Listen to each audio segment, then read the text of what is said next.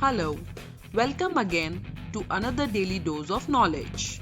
Don't forget to like, share, subscribe, and spread the word.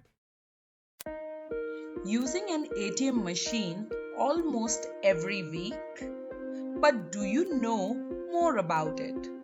ATM machine तो आप use करते ही होंगे। चलिए देखते हैं आप उसके बारे में और क्या जानते हैं।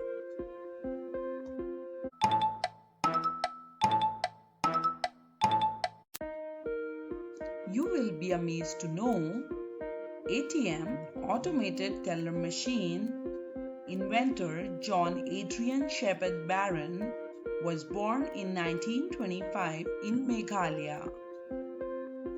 The first ATM was set up in June 1967 on a street in Enfield, London, at a branch of Barclays Bank.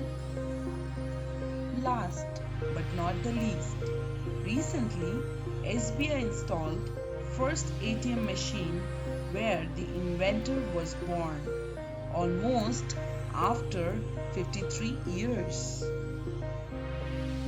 And one more thing, do not share your PIN, CVV number, OTP, UPI PIN and password with anyone.